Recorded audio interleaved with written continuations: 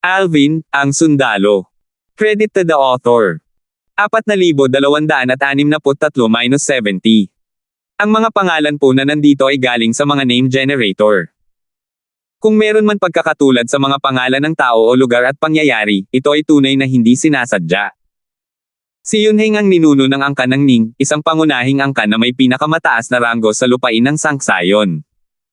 Isa siyang malakas at makapangyarihan. Ang Divine Sanction Battlefield ay ang realm battlefield na nabuo sa pamamagitan ng pagtatagpo ng Divine Offering Land at Sanction Land. Ito ay gawa ng maraming supreme powerhouse mula sa dalawang realms of gods. Kadalasan, dalawang supreme powerhouse ang nagbabantay sa Divine Sanction Battlefield upang pigilan ang ibang supreme powerhouse na makialam sa mga bagay sa realm battlefield at sirain ang pagiging patas ng realm battlefield. Ang realm battlefield ay nilikha bilang isang lugar ng pagsasanay para sa mga nakababatang henerasyon, sa pag-asang makagawa ng mas maraming powerhouse.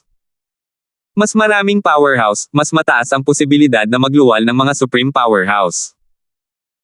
Ang dalawang supreme powerhouse na nagbabantay sa realm battlefield ay lumitaw matapos lumitaw si Yunheng, ang supreme powerhouse mula sa Ning clan, at nakialam sa mga bagay sa realm battlefield. Malinaw na nakita ng dalawa ang ginawa ni Yunheng kanina. Nakialam siya sa labanan sa pagitan ng dalawang halimaw na prodigy sa isang lihim na kaharian na binubuo ng iisang tao.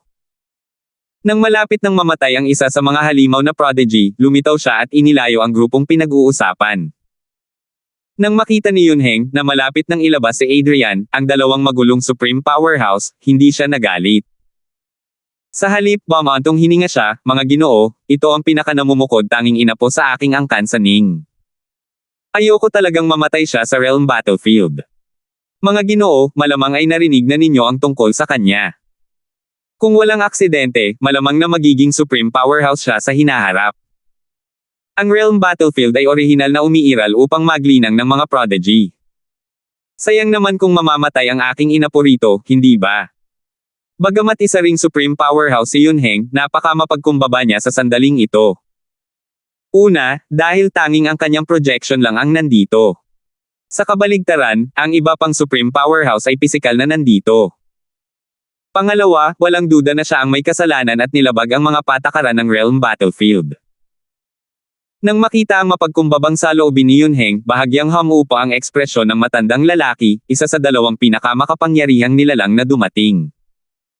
Pagkatapos, lumingon siya kay Adrian, na nakatayo sa tabi ni Yunheng, at sinabing, "Adrian, nabalitaan ko na siya. Isa siyang tunay na pambihirang mahika. Dati, noong lumaban siya sa lihim na kaharian ng isang tao, ang kanyang mga kakayahan ay hindi kapanipaniwala. Mas mahusay pa ang mga ito kaysa sa mga ordinaryong intermediate supreme gods. Ang binata, ang huling dumating, ay hindi sumang-ayon o tumutol. Ang tanging sinabi niya lang, gayunpaman, kumpara sa kanyang kalaban, kulang pa rin siya. Bukod pa rito, ang sanga ng banal na puno ng buhay ang kanyang paraan ng pagtakas kanina ay ibinigay lahat ni Yunheng, tama ba?" Pagkatapos, lumingon siya kay Yunheng at nagtanong, "Yunheng, ano sa tingin mo ang kalagayan ng iyong inapo kumpara sa kanyang kalaban?" Bahagyang natigilan si Yunheng sa mga salitang ito. Natahimik siya sandali bago umiling at sinabing, "Mas mahina ang aking inapo kumpara sa kanyang kalaban." Walang ekspresyong sinabi ng binata, "Kaya alam mong mas mahina ang iyong inapo. Ang taong iyon ay may mas mataas na potensyal na maging isang supreme powerhouse kumpara sa iyong inapo. Ngayon, padalos-dalos kang nakialam sa kanilang patas na labanan at nilabag ang mga patakaran ng realm battlefield. Ano ang iisipin mo kung ikaw ang taong iyon?" Hanggat hindi siya hanggal, tiyak na alam niyang isa kang supreme powerhouse. Ang pagliligtas at pag-alis sa iyong inapo ay walang pinagkaiba sa pang-aapi sa kanya. Bagamat gagantimpalaan pa rin siya sa lihim na kaharian na iyon, sa tingin mo ba ay patas ito para sa kanya? Pagkatapos magsalita ng binata, tumingin ang matanda kay Yunheng at sinabing, "Yunheng, dapat mong bayaran ang kabilang panig. Tayong dalawa ay tatawag din ng isang pagpupulong sa pagitan ng mga pinakamataas na makapangyarihang tao upang pag-usapan ang iyong mga aksyon ngayon. Kailangan mong pasanin ang ilang mga responsibilidad anuman ang mangyari. Kahit na palayain ka namin, ang bagay na ito ay lalaganap din kalaunan. Sa halip na mabunyag at panagutin sa ibang pagkakataon, mas mabuting lutisin ito ng direkta at lantaran. Ano sa palagay mo?" Nang makita ang nag-aalangan na ekspresyon sa mukha ni Yunheng, nagpatuloy ang matanda sa pagsasabing, may isa pang alternatibo. Pabulaikin mo ang iyong inapo sa lihim na kaharian, at hayaan silang ipagpatuloy ang laban. Hindi ka pinapayagang makialam sa pagkakataong ito. Maituturing itong kabayaran sa taong iyon, at hindi na rin natin kailangang magpatawag ng pulong. Hindi nagsalita ang binata matapos makinig sa dalawang pagpipilian na ibinigay ng matandang lalaki kay Yunheng. Malinaw na sumang-ayon siya sa mga sinabi ng matandang lalaki. Sa oras na ito, si Yoren, na tahimik lang sa lahat ng oras na ito, ay nagsabi, "Ninuno, ibalik mo ako. Hindi ko alam na mananagot ka sa pagliligtas sa akin. Kung alam ko lang, hindi ko kailanman gagamitin ang life-saving jade token na ibinigay mo sa akin." Tunay na pinagsisihan ni Yoren ang kanyang ginawa sa sandaling ito. Hindi niya alam kung ano ang mangyayari sa pagpupulong ng mga makapangyarihang tao, at hindi niya alam kung anong uri ng responsibilidad ang papasanin ng kanyang ninuno, ngunit alam niyang hindi ito magiging simple. Sino ang mag-aakala kung maglalagay ito sa panganib ng buhay ng kanyang ninuno? Sa oras na iyon, kung may mangyari sa kanyang ninuno, ang angkan ng Ning ay tatamaan ng isang malaking dagok. Siya, si Adrian, ay siya ring magiging pinakamalaking makasalanan sa angkan ng Ning. Bagamat 2 miyembro na lamang ang natitira sa pangkat ni Adrian sa angkan ng Ning, binibigyan pa rin siya ng espesyal na pagtrato kahit na nawala na ang karangalan ng kanyang pangkat mula sa nakaraan. Kung ang ninuno ay mapipinsala dahil sa kanya, hindi lamang siya magkakasala laban sa angkan kundi pati na rin sa kanyang ninuno. Pagkatapos magsalita ni Yoren, pinabagsak ni Yunheng si Adrian. Pagkatapos bago niya ginamit ang kanyang divine energy para magbukas ng isang spatial tier at umalis, nag-iwan siya ng 2 piraso ng metal at sinabing, ito ay 2 piraso ng isang prime divine artifact. Ito ang magiging kabayaran ko sa kanya. Pakitawagan ang isang pagpupulong. Ako, si Yunheng, ang mananagot sa anumang parusa. Pagkatapos umalis ni Yunheng, bumantong hininga ang matanda habang itinatabi ang 2 piraso ng Prime Divine Artifact at sinabing, talagang itinuturing ng lalaking iyon ang kanyang inapo bilang pag-asa ng Ning Clan. Isang mapait na ekspresyon ang lumitaw sa kanyang mukha habang patuloy niyang sinasabi, malubha siyang nasugatan dati, at tila naghahanda siya para sa Ning Clan. Mukhang malapit nang mawala ang isa na namang matandang kaibigan natin. Walang ekspresyong sinabi ng binata, sana lang ay hindi siya bigwan ng kanyang inapo. Umiling ang matanda. Sa palagay ko ay hindi niya magagawa. Narinig ko na ang tungkol kay Adrian dati. Talagang malaki ang potensyal niya. Sa tulong, kung walang aksidente, malamang na maging isang advanced Supreme God si Adrian sa loob ng 3,000 taon at isang Supreme Powerhouse sa loob ng 10,000 taon. Nang marinig ito, walang pakialam na ngumiti ang binata. Magiging isang Supreme Powerhouse sa loob ng 10,000 taon. Hindi ganoon kadali ang maging isang Supreme Powerhouse. Pareho tayong dumaan sa maraming paghihirap para maging isang Supreme Powerhouse noon. Ano man ang mangyari, aalis muna ako. Ikaw na ang bahala sa iba pang bagay. Mas makabubuti kung ang kausap mo ay hindi magkimkim ng anumang sama ng loob. Malaki ang potensyal niya, at maaaring maging kakampi natin siya sa hinaharap. 2 guhit ng liwanag ang biglang sumilay, at sinabi ng binata bago siya umalis, ibigay mo rin sa kanya ang 2 piraso ng isang pangunahing banal na artifact. Pagkaalis ng binata, tiningnan niya ang 2 piraso na hugis espada sa kanyang kamay at huminga ng malalim. Plano ba niyang kultibahin ang taong iyon? Isa ba itong pamumuhunan?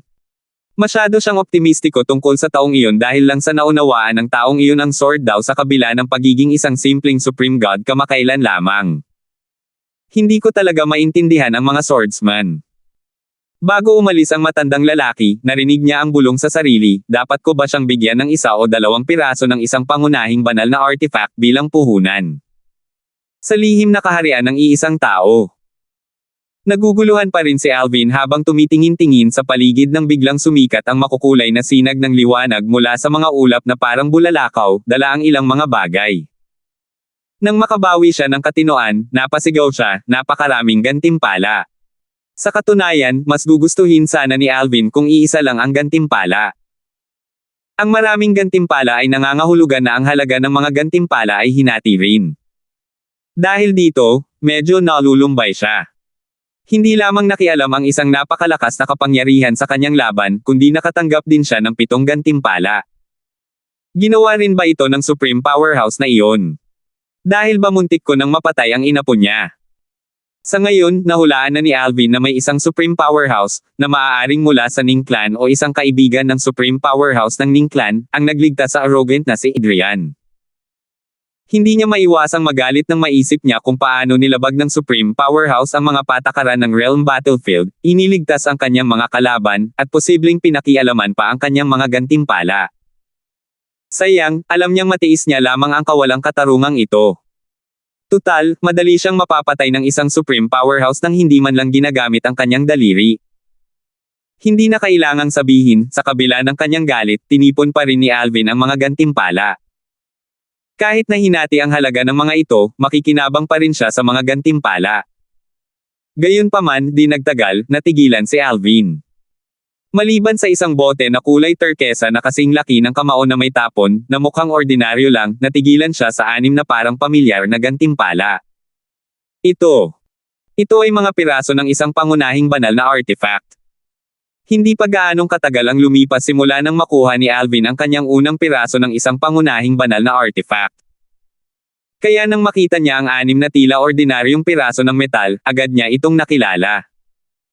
Bakit ako binibigyan ng ganitong pambihirang gantimpala sa lihim na kaharian na ito na para sa iisang tao lang? Imposibleng mangyari ito. Sandali, inakala ni Alvin na nananaginip siya. Ang mga piraso ng Prime Divine Artifacts ay dapat na napakabihirang makuha. Paano siya gagantimpalaan ng 6 ng sabay-sabay? Kasama na ang isa na hinigop ng 7 Orifices Exquisite Sword, mayroon siyang 7 piraso ng Prime Divine Artifacts. Sa madaling salita, 2 pang piraso ng Prime Divine Artifacts ang kailangan niya bago simulan ng kanyang 7 Orifices Exquisite Sword ang pagbabago nito bilang isang Prime Divine Artifact. 4,264. Dati, sa pambihirang natural na lihim na kaharian, isang piraso lamang ng isang pangunahing banal na artifact ang natanggap ni Alvin bilang gantimpala sa pagpasa sa huling antas, na lubhang mahirap para sa mga ordinaryong advanced na Emperor of Gods na malampasan. Gayunpaman, sa pagkakataong ito, ginantimpalaan siya ng 6 na piraso ng pangunahing banal na artifact. Kahit na kailangan ng maraming merito sa labanan para mabuksan ang sikretong kaharian ng isang tao, nahihirapan pa ring paniwalaan ni Alvin na napakalaki ng mga gantimpala. Ang halaga ng mga gantimpalang natanggap niya, hindi kasama ang bote ng hindi kilalang nilalaman, ay mahigit kalahati ng isang pangunahing banal na artifact. Anong nangyari?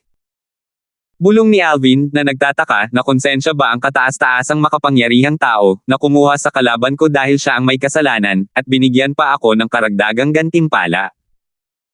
Sa sandaling lumitaw ang kaisipang ito sa isipan ni Alvin, isang boses, na parang matanda na, ang umalingaw-ngaw sa kanyang mga tainga.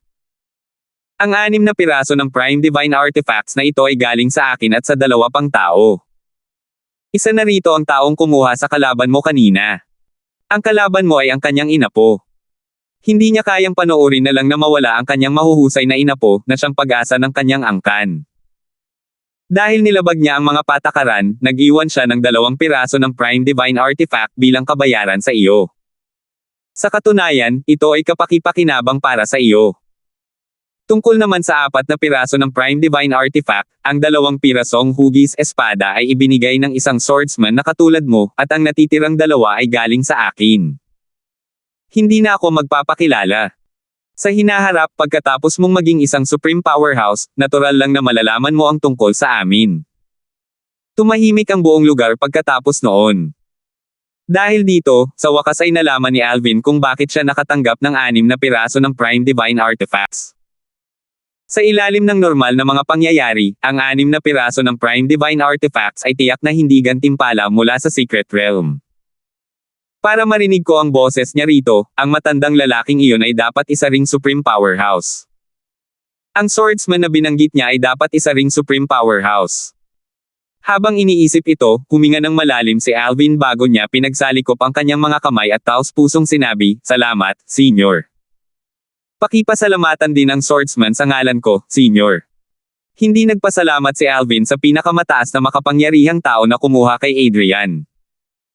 Sa kanyang palagay, ang 2 piraso ng mga pangunahing banal na artifact na natanggap niya ay kapalit ng buhay ni Adrian. Kasunod nito, inilabas ni Alvin ang 7 butas na kahangahangang espada bago niya sinabi, Hana, pagsamahin natin ang 6 na pirasong ito. Huwag mo nang hintayin pa. Susubukan kong kumuha ng 2 pang piraso para sa iyo sa lalong madaling panahon para mabago natin ang espada at maging isang pangunahing banal na artifact.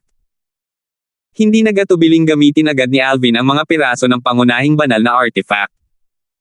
Tutal, ang paggamit ng mga ito ay para mapabuti ang isang kilalang banal na artifact. Salamat po, Panginoon. Sabi ni Hana, na nakasuot ng 7 kulay na roba na may bahid ng pananabik sa kanyang boses pagkatapos niyang lumitaw. Sa sandaling ito, lubos na naramdaman ni Alvin ang pagkabalisa ng kaluluwa ng isa pang artifact ng kilalang banal na artifact ng kanyang doppelganger. Walang tono niyang sinabi, matapos makakuha ng 2 pang fragment para sa 7 Orifices Exquisite Sword, ang iba pang mga fragment na makukuha ko ay ibibigay sa iyo. Tutal, ang aking doppelganger ay kailangang magkaroon din ng isang pangunahing banal na artifact. Dati, ayaw ni Alvin na magkaroon ng pangalawang Prime Divine Artifact. Gayunpaman, ngayong nakakuha na siya ng 6 na piraso ng Prime Divine Artifact ng sabay-sabay, umaasa siyang makakakuha pa ng higit. Malapit na siyang makakuha ng isang Prime Divine Artifact. Hindi naman dapat mahirapan pa ang kumuha ng pangalawa. Sa pagtutulungan ni Alvin at Hana, ang 6 na piraso ng pangunahing banal na artifact ay nagsanib sa 7 Orifices Exquisite Sword. Matapos itong tuluyang masipsip ng 7 Orifices Exquisite Sword, ito ay magiging mas malakas pa. Hana, gaano katagal bago tuluyang masipsip ang mga piraso? Tanong ni Alvin. Kung tututukan ko ang pagsipsip nito, ibig sabihin ay hindi kita matutulungan sa mga labanan, mas mabilis ang bilis. Kung hindi, mas mabagal ang bilis. Aabutin ng hindi bababa sa 10 taon para tuluyang masipsip ko ang isang piraso, sagot ni Hana. Sandaling natigilan si Alvin sa sagot ni Hana. Hindi nakakapagtaka na hindi pa niya lubusang nasisipsip ang unang piraso ng isang Prime Divine Artifact na nakuha niya. Lumalabas na napakatagal bago niya tuluyang nasisipsip ang isang piraso lamang ng isang Prime Divine Artifact.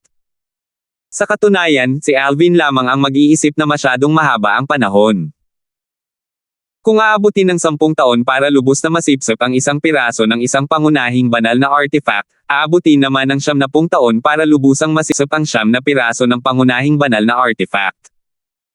Para sa mga cultivator, ang 90 taon ay lilipas sa isang kisap mata lamang. Gayunpaman, para kay Alvin, ang 90 taon ay halos ika-10 bahagi ng kanyang buhay sa ngayon. Matapos mawala si Hana at maitago ni Alvin ang 7 butas ng mahusay na espada, ibinaling ni Alvin ang kanyang atensyon sa bilog at turquesang bote na kasing laki ng kamao na nakuha niya kasama ang 6 na piraso ng pangunahing banal na artifact. Ito ang gantimpala mula sa lihim na kaharian. Isa ba itong banal na tableta? Inisip ni Alvin na ang bote ay naglalaman ng isang banal na tableta kahit na ang bote ay naiiba sa mga bote ng banal na tableta na nakita niya. Tingnan natin kung ano ang nasa loob. Binuksan ni Alvin ang bote ng may pagtataka. Dahan-dahan at maingat niyang hinaila palabas ang tapon, at nang bahagyang nakabukas ang bote, isang bahagyang matamis na halimuyak ang umaling gaso mula sa bote papunta sa kanyang ilong. Sa sumunod na sandali, naramdaman ni Alvin na parang na-refresh ang kanyang banal na enerhiya. Gamit ang kanyang matalas na mga mata, nakita niya sa butas na walang laman na banal na tableta ang bote. Sa halip, ito ay puno ng isang uri ng likido. Bagamat hindi niya alam kung ano ito, alam niyang hindi ito ang banal na enerhiya ng isang kataas-taasang makapangyarihang nilalang. Ito. Dapat ligtas itong kainin, di ba? Matapos makumpirma na walang problema sa likido, humigop si Alvin. Kasunod nito, naramdaman ni Alvin ang kahangahangang bisa ng likido.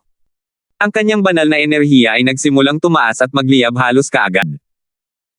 Matapos niyang masipsip ang bisa ng likido, naramdaman niya ang bahagyang pagbabago sa kanyang banal na enerhiya. Kaya pinapabuti nito ang aking banal na enerhiya. Mukhang kaya rin ng mga kataas-taasang Diyos na mapabuti ang kanilang banal na enerhiya. Base sa aking nalalaman, kahit ang mga supreme grade na banal na tableta, na sinasabing kayang mapabuti ang banal na enerhiya, ay maaari lamang bahagyang mapabuti ang banal na enerhiya ng isang tao. Kahit na pinuhin ang mga ito sa limit divine pills, ang kanilang bisa ay bahagyang bubuti lamang. Ang pagpino ng mga supreme grade na banal na tableta ay nangangailangan din ng maraming bihirang sangkap na panggamot. Kahit ang mga pangunahing puwersang supreme rank ay hindi magkakaroon ng madaling panahon sa pagkolekta ng mga sangkap na panggamot sa loob ng 10,000 taon. Kahit na matagumpay na mapino ng isang tao ang isang supreme grade divine pill upang mapabuti ang kanyang divine energy, hindi ito magiging gaanong mahalaga. Matapos makapasok sa kaharian ng isang supreme god, kailangan niyang umasa sa sarili upang mapabuti ang kanyang divine energy sa halip na umasa sa tulong mula sa labas. Gayunpaman, natuklasan ni Alvin na kahit kaunting higop lang ng likido ay bahagyang nakapagpabuti na sa kanyang banal na enerhiya. Kung iinuman niya ang lahat ng ito, malamang na magiging malaki ang pagbuti. Bagamat imposibleng lubusan niyang mapatatag ang kanyang cultivation base sa kaharian ng isang simpleng supreme god gamit ito, dapat ay malapit na itong maging ganap na matatag. Dahil kapakipakinabang ito sa akin, tiyak na kapakipakinabang din ito sa iba pang mga simpleng kataas-taasang Diyos. Kung iinuman ito ng mga simpleng kataas-taasang Diyos na malapit ng maging mga intermediate na kataas-taasang Diyos, mas malapit sila sa isang tagumpay. Nang biglang lumitaw ang kaisipang ito sa isipan ni Alvin, may nakita siyang luha sa paligid malapit sa kanya. Ang puwang na punit ay agad na naging isang vortex, at isang malakas na puwersang humihila ang sumulpat patungo sa kanya. Walang pag-aalinlangan, mabilis na isinara ni Alvin ang bote gamit ang tapon sa kanyang kamay bago ito itinago sa kanyang spatial ring. Pagkatapos, mabilis siyang pumasok sa vortex. Hindi tulad ng natural na lihim na kaharian, hindi kinailangang pumasa si Alvin sa anumang pagsusulit ng siya ay ilabas mula sa lihim na kaharian na binubuo ng iisang tao. Matapos mapalaya si Alvin, natagpuan niya ang kanyang sarili sa kalangitan sa ibabaw ng isang tigang na bundok. Hindi siya nag-aksaya ng oras at mabilis na ininom ang buong bote ng likido sa isang lagok lamang. Batay sa kanyang karanasan kanina, alam niyang banayad ang bisa ng likido. Kaya naman, hindi siya nag-atubiling ubusin ito sa isang lagok lamang. Marami akong natamo sa pagkakataong ito. Lahat ay kapakipakinabang sa akin. Ang bote ng likidong ito lamang ay isang kayamanan para sa mga kataas-taasang Diyos. Ang mga divine pills ay hindi maihahambing sa bote ng likidong ito. Ang isang pangunahing puwersa na may pinakamataas na ranggo ay mangangailangan ng daan-daang libong taon para lamang kolektahin ang mga sangkap at pinuhin ang isang divine pill na nagpapabuti sa divine energy ng isang kataas-taasang Diyos. Gayunpaman, ang aking pag-unlad sa cultivation ay medyo mabagal pa rin kumpara sa panahon na ang aking cultivation base ay nasa isang mas mababang realm. Marahil, ang likido ay makakatulong sa akin patatagin ang aking cultivation base sa kalagitnaan ng punto.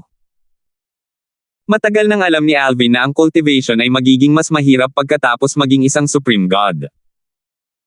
Gayunpaman, umaasa pa rin siya na lubos niyang mapapatatag ang kanyang cultivation base sa lihim na kaharian ng isang tao. Sa kasamaang palad, ang kanyang cultivation base ay kalahati pa lamang ang matatag ngayon.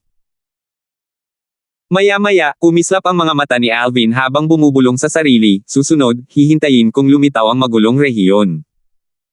Mananatili itong bukas sa loob ng 10 taon. Naroon ang mga tao mula sa maraming realms of gods kaya dapat ay mabilis akong makakaipon ng mga merito sa labanan. Bukod dito, mas marami pang mga hindi inaasahang engkwentro sa lugar na iyon. Sinasabing mayroong isang kataas-taasang makapangyarihang nilalang doon, kataas-taasang makapangyarihang nilalang. Hindi maiwasan ni Alvin na maalala ang pinakamakapangyarihang nilalang, na nagpakita bilang isang ilusyonaryong malaking mukha, na nakita niya sa lihim na kaharian ng isang tao. Sa oras na iyon, nakatingin lamang sa kanya ang kabilang panig, ngunit pakiramdam niya ay madali siyang matatalo ng kapangyarihan ng kabilang panig. Sa anumang kaso, ang insidenteng iyon ay nagpapakita na ang mga pinakamakapangyarihang tao ay may mga emosyon at pagnanasa tulad nating mga ordinaryong tao. Hindi inaasahan ni Alvin na isang napakalakas na kapangyarihan ang kikilos para kay Adrian. Ang sanga ni Adrian ay malamang na nagmula sa banal na puno ng buhay sa maliit na mundo ng pinakamataas na makapangyarihang iyon. 4,265 Matapos makumpirma na isang ang makapangyarihang nilalang ang nagligtas kay Adrian, naunawaan din ni Alvin ang pinagmulan ng ilan sa mga bagay ni Adrian. Halimbawa, malinaw na hindi nakuha ni Adrian ang sanga ng Divine Tree of Life ng mag-isa, at ang life-saving Jade Token na ginamit niya sa huli ay ibinigay din sa kanya. Mukhang hindi naman siya nagyayabang. Hindi lang basta-basta nagbigay ng maraming paraan para makapagligtas ng buhay ang Supreme Powerhouse, kundi personal pang ang kumilos ang Supreme Powerhouse kahit na nangangahulugan ito ng paglabag sa mga patakaran ng Realm Battlefield. Talagang hindi ordinaryong tao si Adrian. Sa sandaling ito, sa wakas ay naunawaan ni Alvin kung bakit gulat at hindi makapaniwala si Adrian na hindi niya kailanman narinig ang tungkol kay Adrian. Hindi lamang si Adrian mula sa angkan ng Ning, isang pangunahing puwersang may pinakamataas na ranggo sa lupain ng banal na alay, kundi isang kataas-taasang makapangyarihang nilalang pa ang nakialam para kay Adrian. Paano magiging ordinaryo ang isang taong iyon? Marahil, kahit ang pinuno ng angkan ng Ning ay hindi man lang nakatanggap ng ganitong pagtrato mula sa kataas-taasang makapangyarihang nilalang. Walang dodang siya ang pinakamalakas na rudimentaryong kataas-taasang Diyos na nakilala ko sa ngayon. Tila may mga halimaw na prodigy sa Realms of Gods na ngayon ko lang narinig. Tulad ko, kaya nilang pumatay ng mga intermediate supreme gods kahit na sila ay mga rudimentaryong kataas-taasang Diyos lamang. Matapos makipaglaban kay Adrian, nasabi ni Alvin na kahit hindi ginamit ni Adrian ang sanga mula sa banal na puno ng buhay na ibinigay ng isang Supreme Powerhouse, mas malakas pa rin si Adrian kaysa mga ordinaryong intermediate Supreme Gods. Hindi sigurado si Alvin kung kailan magbubukas ang magulong rehiyon. Kaya naman, pagkatapos niyang umalis sa sekretong kaharian na para lamang sa isang tao, pumunta siya sa pinakamalapit na base camp para alamin ang tungkol dito. Mayroon pang 2 taon na natitira bago lumitaw ang magulong rehiyon. Sa oras na ito, si Alvin ay nasa isang base camp sa panloob na lugar ng Realm Battlefield. Napakakaunti ng mga base camp sa panloob na lugar, at lahat ng mga base camp ay protektado ng mga formation. Ang ilan sa mga formation na ito ay nagtatago sa lokasyon ng isang taong kakaalis lang sa base camp upang maiwasan ang iba na masundan ng ibang tao. Ginagawa ito sa pamamagitan ng pagdadala sa ibang tao sa isang random na lokasyon pagkatapos umalis sa base camp. Ang downside ng formation na ito ay ang isa ay mahihiwalay sa kanyang mga kakampi kapag umaalis sa base camp. Kahit na 2 tao ang umalis sa base camp ng magkahawak kamay, sila ay mahihiwalay ng formation. Dahil ang formation ay nilikha ng isang Supreme Powerhouse, kahit ang mga advanced Supreme Gods ay walang magawa laban sa formation. Matapos makuha ang impormasyong kailangan niya, nagpa siya si Alvin na umalis at maghanap ng mga hindi inaasahang engkwentro sa loob ng lugar. Gayunpaman, bago siya umalis, nakarinig siya ng isang malakas na boses. Isang lalaking may balbas at magaspang ang buhok ang ngumisi at nagmalaki ng malakas.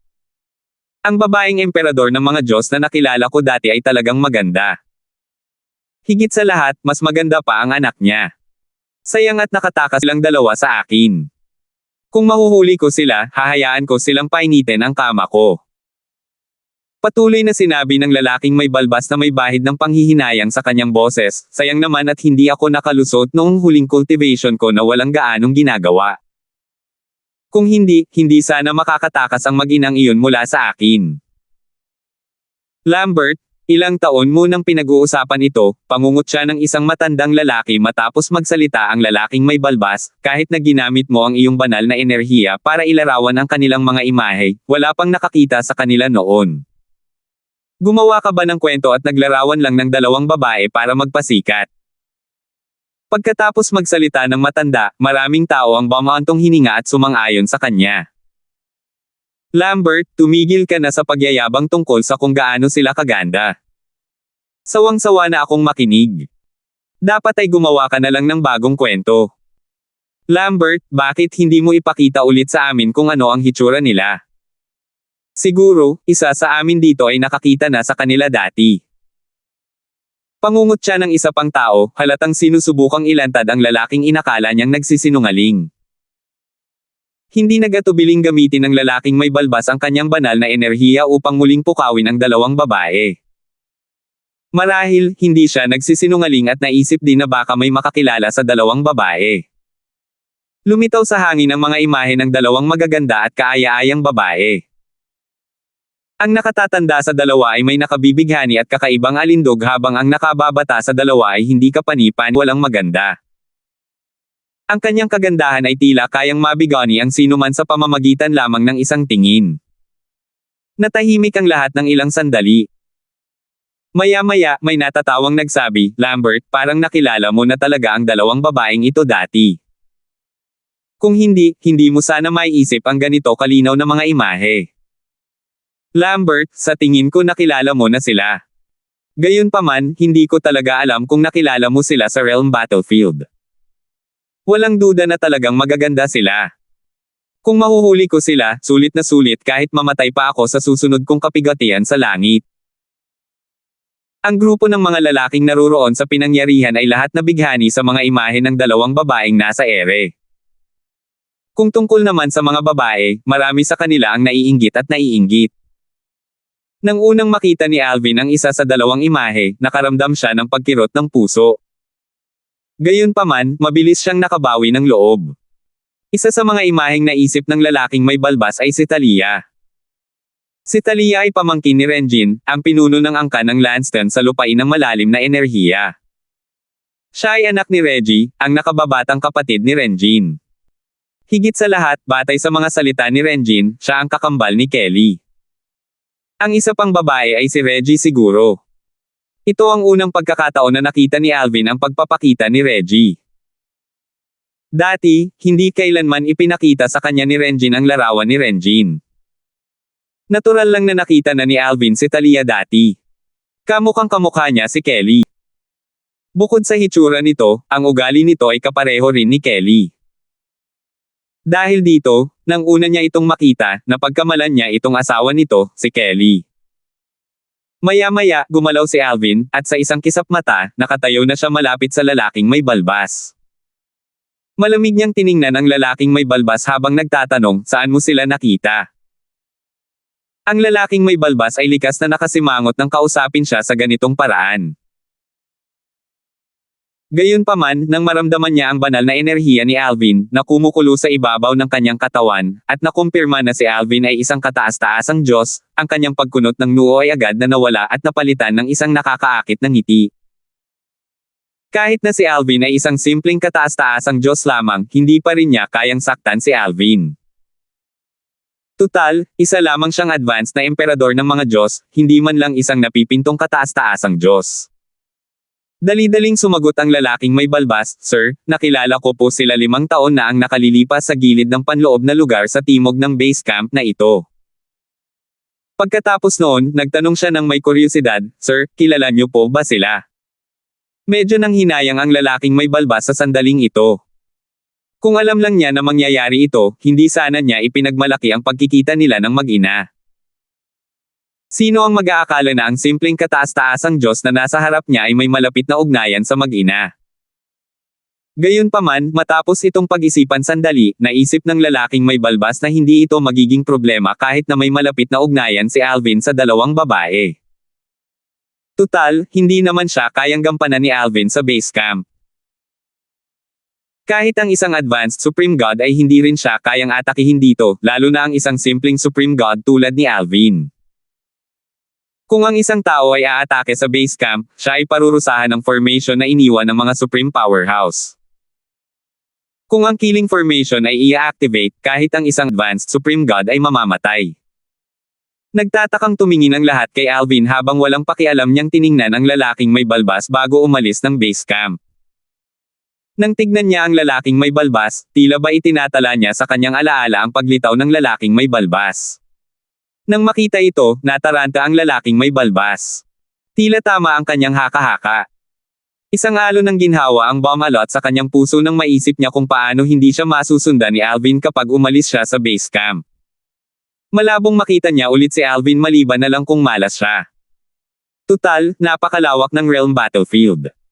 Ang maghanap ng ibang tao ay parang paghahanap ng karayom sa dayami. Napansin din ng iba pang nasa paligid ang ginawa ni Alvin kanina. Agad silang nag-usap-usap. Kilala ba niya ang mag-inang binanggit ni Lambert kanina? Sa tingin ko nga. Kung hindi, bakit siya magre-react ng ganoon? Maaaring hindi ganoon. Marahil, interesado rin siya sa mag-ina. May tumawa at nagsabing, kung ganoon nga, dapat mag-ingat si Lambert. Kung ikaw ang nagkunwari ng mag-ina, baka magkaayos na kayo kapag hindi niya mahanap ang mag-ina. Huwag kang mag-alala. Napakalaki ng Realm Battlefield. Maliban na lang kung talagang malas si Lambert, hindi na niya ito makakasalubong muli. Tama ka. Habang patuloy na pinag-uusapan ng mga tao sa base camp si Alvin ay nagtungo sa paligid ng panloob na lugar pagkatapos umalis sa base camp. Base sa mga salita ng lalaking may balbas na iyon, si Renjin ay isa pa ring mas mataas na emperador ng mga dos, na nangangahulugang mas mahina na siya kaysa sa kanya ngayon. Bagamat sinabi ng lalaking may balbas na nakilala niya sina Lanston Renjio at Talia 5 taon na ang nakalilipas, inisip ni Alvin na maaaring naroon pa rin sila. Sa larangan ng labanan sa kaharian, bagamat hindi itinuturing na mahina ang mga mahuhusay na emperador ng mga Diyos, hindi rin sila malakas. Kung si Renjin ay mapabilang sa inner circle, malamang na mamamatay siya. Pumunta siya rito para hanapin si Kelly. Maaari lang siyang mapunta sa loob o labas na bahagi. Maglalakbay ako sa paligid ng loob ng 1 taon para tingnan kung mahahanap ko sila. Bagamat hindi pa nakikilala ni Alvin si Reggie noon, hindi niya maaaring basta na lang panoorin at manatiling walang ginagawa kung nasa panganib ito. Tutal, noon, binigyan siya nito ng isang kilalang banal na artifact na may hindi kumpletong kaluluwa ng artifact. Higit sa lahat, siya ang biolohikal na ina ni Kelly sa nakaraang buhay ni Kelly, at nasa panganib siya dahil nandito siya at hinahanap si Kelly. Si Kelly ay asawa ni Alvin, at si Reggie ay kanyang biyenan. Nadama niya na responsibilidad niyang tiyakin ang kaligtasan nito. Kapag natagpuan na niya ito, sasabihin niya rito na mananatili siya at hahanapin si Kelly bago niya ito ipadala. Depende sa swerte ko kung mahahanap ko siya. Natural lang na alam ni Alvin na mahirap makahanap ng isang tao sa Realm Battlefield. Parang paghahanap lang ito ng karayom sa tumpok ng dayami. Nasa swerte niya kung mahahanap niya ito o hindi. 4,266. 2 taon na lamang ang natitira bago magbukas ang magulong rehiyon sa Realm Battlefield, na nabuo dahil sa pagtatagpo ng maraming Realms of Gods. Dahil dito, wala nang gaanong oras si Alvin at 1 taon na lamang ang natitira para hanapin sina Reggie at Talia. Tutal, marami pa siyang kailangang gawin bago lumitaw ang magulong rehiyon. Bukod dito, kung hindi niya sila matagpuan sa loob ng 1 taon, malamang na hindi niya sila mahahanap kahit na hanapin pa niya sila sa susunod na taon. May posibilidad din na papasok si Reggie sa magulong rehiyon kasama si Talia. Nang sumunod na taon, gumala si Alvin sa paligid ng panloob na lugar, nakatuon sa paghahanap kay Reggie. Kahit na may nakasalubong siyang mga tao mula sa Sanction Land, hindi niya sila inabala pang patayin. Tahimik na lumipas ang oras, at mabilis na lumipas ang araw, ngunit hindi pa rin natagpuan ni Alvin ang 2 babae. Inisip niya kung nakapasok na ba si Reggie sa loob o kung bumalik na ba ito sa labas para hintayang lumitaw ang magulong rehiyon. Pumasok si Kelly sa Realm Battlefield para lumakas at mabawi ang kanyang cultivation mula sa kanyang nakaraang buhay. Tiyak na papasok siya sa magulong rehiyon kapag bumukas ito. Sa ngayon, 2 beses nang narinig ni Alvin ang kinaroroonan ni Kelly. Minsan, binanggit ng isang miyembro ng angkan ng Reed na nakita niya si Kelly habang nagdaraan. Sa isang pagkakataon naman, nakita rin si Kelly ng isang malayong kamag-anak ng angkan ng Reed, ngunit hindi nila ito kilala kaya hindi nila ito nilapitan. Parehong hindi alam ng 2 taong saan siya patungo. Mukhang kaya ko lang silang ipagpatuloy sa magulong rehiyon na ito. Sa oras na ito, hindi lamang nais hanapin ni Alvin si Kelly, kundi nais din niyang hanapin sina Reggie at Lanston Chuyin, na ang kaligtasan ay hindi garantisado sa larangan ng digmaan ng kaharian. Sa isang base camp sa Divine Sanction Battlefield, may lumitaw na 1 tao, at maraming tao ang nakakilala sa kanya pagkakita pa lang niya. Si Young Master Adrian mula sa Ning Clan. Si Young Master talaga yan, Adrian. Young Master Ning, kailan ka umalis sa Realm Battlefield? Bakit ka na naman bumalik? Siguro'y bumalik na naman si Young Master Ning para pumasok sa magulong rehiyon. Tutal, 1 taon na lang ang natitira bago lumitaw ang magulong rehiyon.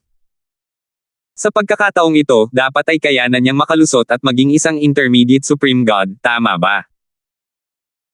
Nabalitaan kong malapit nang maging isang intermediate supreme god si Young Master Ning noon pa man. Sa tingin ko ay malamang na kaya niyang makalusot sa magulong rehiyon at maging ang pinakabatang tao sa ating henerasyon na maging isang intermediate supreme god. Nabalitaan kong siya ang may pinakamataas na tsansa na maging pangalawang supreme powerhouse sa Ning clan. Pagkalabas pa lang ni Adrian, agad siyang sinalubong ng isang grupo ng mga tao mula sa Sanction Land. Natural lang na hindi nila nakalimutang purihin at purihin siya. Dati, masaya sana si Adrian kahit hindi niya ito ipakita sa mukha. Gayunpaman, sa sandaling ito, nakaramdam siya ng iritasyon at kalungkutan nang marinig ang kanilang mga sinabi. Naisip ni Adrian kung aawitin pa rin ba nila ang kanyang mga papuri kung alam nilang natalo siya ng isang taong wala pang 1,000 taong gulang. Kung malalaman nila na ang taong tumalo sa kanya ay hindi lamang mas bata sa 1,000 taong gulang kundi mula rin sa isang makamundong mundo, marahil, hindi lamang nila ititigil ang pagpuri sa kanya kundi iisipin din nilang wala siyang silbi. Alvin. 1 taon na ang nakalipas mula nang umalis si Adrian sa larangan ng labanan sa kaharian. Hinikayat siya ni Yunheng, ang pinakamataas na makapangyarihang grupo ng Ning clan, na hayaan na lang ang bagay na iyon. Gayunpaman, hindi niya ito magawang bitawan. Pagkatapos ng labanang iyon, para na ring bangungot si Alvin para sa kanya. Sa kanilang labanan, kung hindi niya ginamit ang sanga mula sa banal na puno ng buhay upang harangan ang atake ng doppelganger ni Alvin mula sa batas ng kalawakan, malamang na matatalo siya. Sa katunayan, kahit na nagawa niyang harangan ang atake ni Alvin, sa huli, natalo pa rin siya at muntik nang mamatay. Tutal, si Alvin ay nagtataglay ng banal na puno ng buhay sa kanyang maliit na mundo. Kung hindi dahil sa Nagel iligtas buhay na Jade Token na iniwan sa kanya ng kanyang ninuno, mamamatay na sana siya. Alam din ni Adrian na kahit gising pa ang kanyang profound divine metal, kung wala ang sanga na ibinigay sa kanya ng kanyang ninuno, matatalo pa rin siya ni Alvin.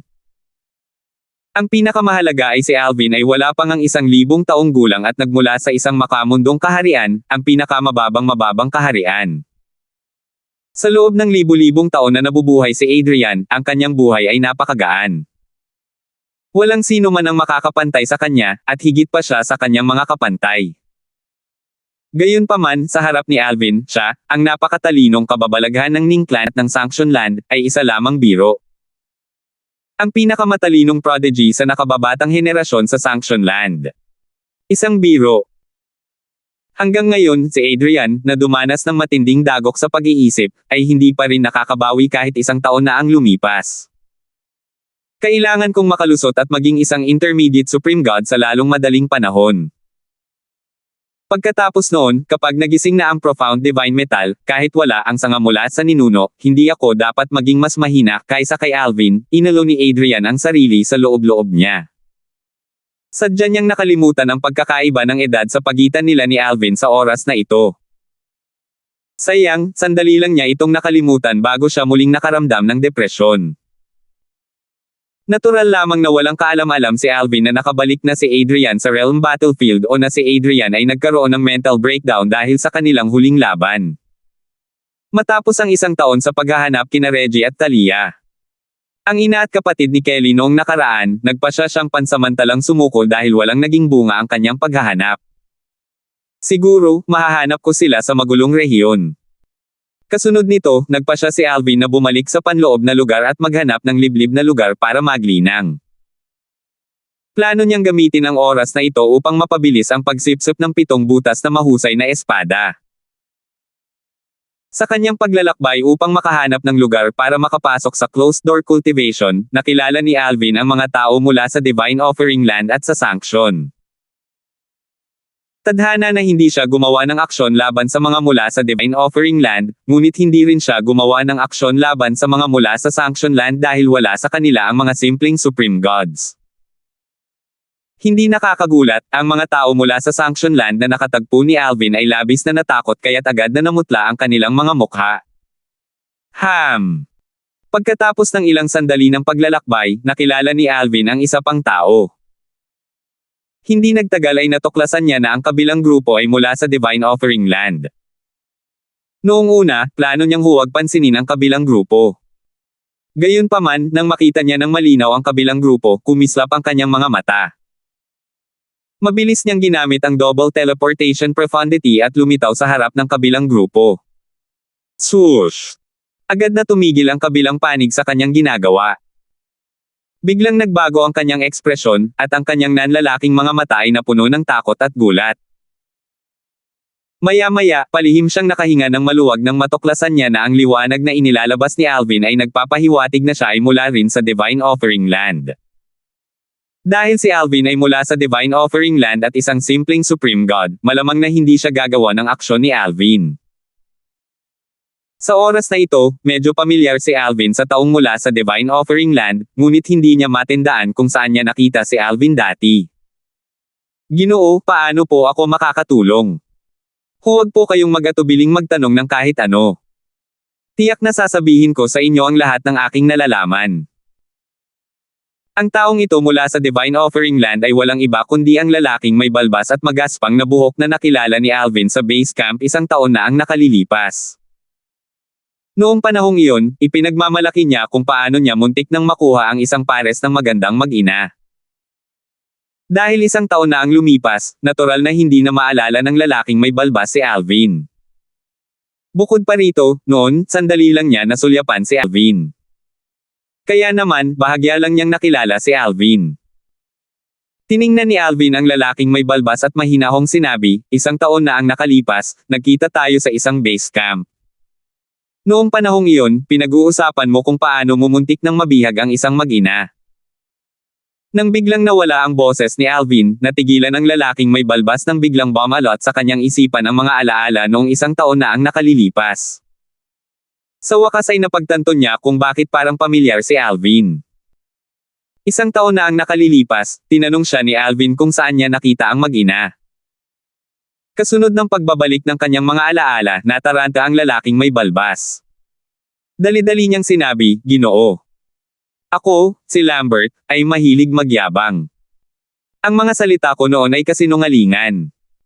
Ako, wala akong anumang masamang intensyon. Totoo iyon. Bagamat hindi alam ng lalaking may balbas kung anong uri ng relasyon mayroon si Alvin sa dalawang babae, natural niyang nararamdaman ang puot ni Alvin. Kaya naman, mabilis niyang ipinagtanggol ang sarili. Bahagyang ngumiti si Alvin at hindi tumugon sa sinabi ng lalaking may balbas. Sa halip, nagtanong siya, kilala mo ba kung sino sila? Umiling ang lalaking may balbas at sinabing, hindi ko alam. Pero, Ginoo, wala talaga akong planong gumawa ng kahit ano sa kanila. Nagyayabang lang ako. Hindi rin ako nagsinungaling sa inyo. Nakita ko talaga sila sa gilid ng panloob na lugar. Ginoo, hindi talaga ako nagsinungaling sa inyo. Ang lalaking may balbas ay nasa matinding takot sa oras na ito. Hindi nagbago ang ekspresyon ni Alvin habang walang tonong sinasabi niya, sila ang biyenan at hipag ko. Ang mga salita ni Alvin ay parang kidlat para sa lalaking may balbas.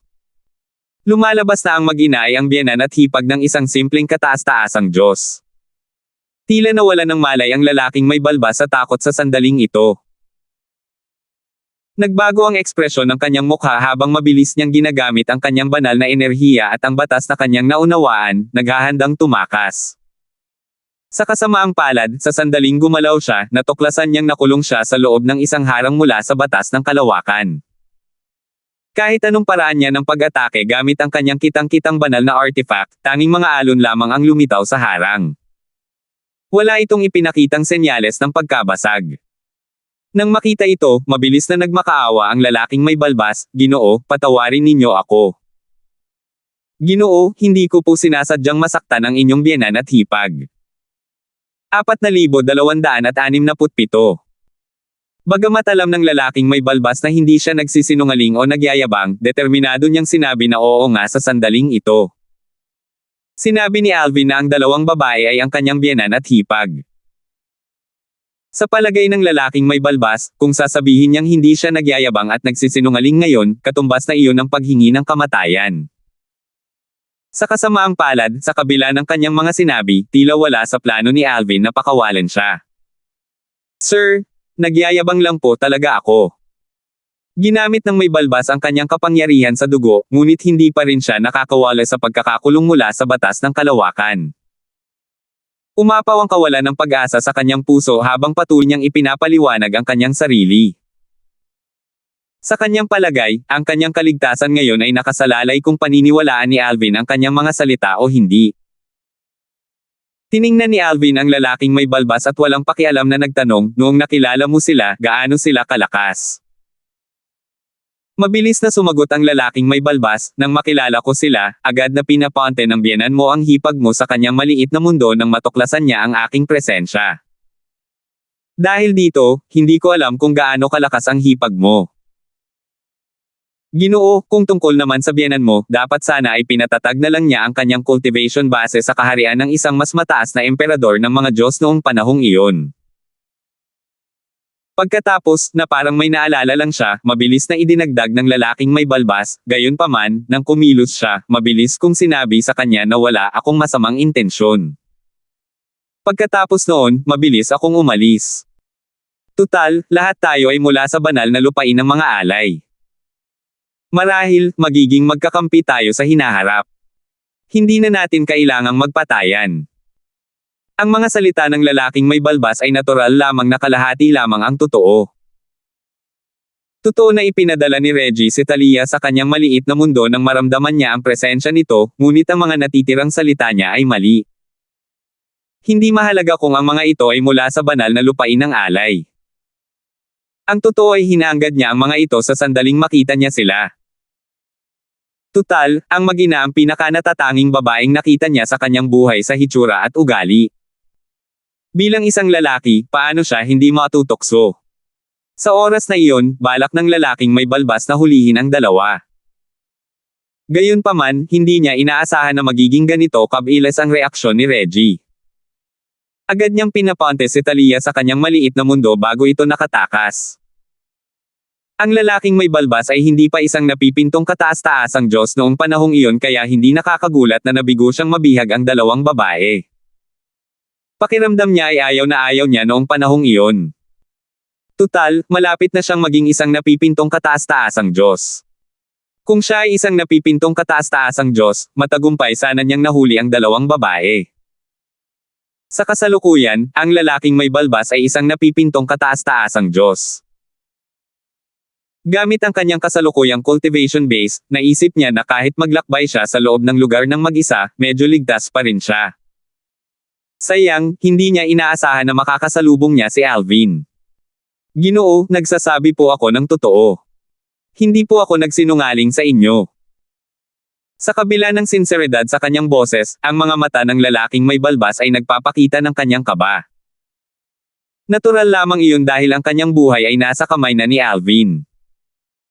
Samantala, matapos makinig sa mga salita ng lalaking may balbas, naisip ni Alvin sa sarili, napatetag na ba niya ang kanyang cultivation base sa kaharian ng isang advanced Emperor of Gods? Mabuti naman yan. Dahil dito, hanggat hindi siya nagpapakilala sa loob ng lugar, dapat ay medyo ligtas siya. Bagamat hindi pa nakikilala ni Alvin si Reggie, may kutob siyang hindi ito isang taong pabaya. Kung hindi sana siya makakarating sa kinalalagyan niya ngayon. Dahil sa kaisipang ito, nabawasan ang pag-aalala sa kanyang puso. Sa panlabas na anyo, ang tingin ni Alvin ay lalong naging malamig habang nakatitig sa lalaking may balbas. Nagbago ang ekspresyon ng lalaking may balbas nang mapansin niya ang lalong paglamig ng tingin ni Alvin. "Sir." Pagkibuka pa lang ng kanyang bibig, biglang tumigil sa pagsasalita ang lalaking may balbas.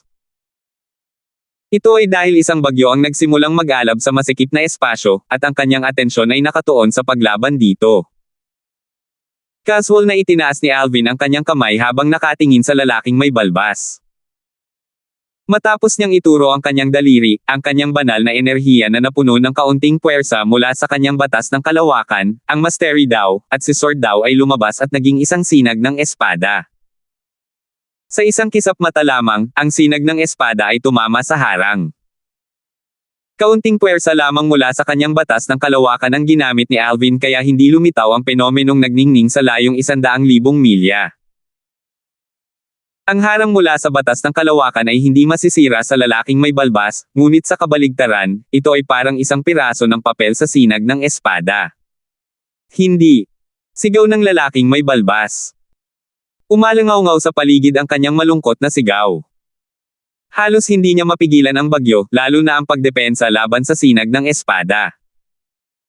Tumagos ang sinag ng espada sa katawan ng lalaking may balbas bago ito sumabog.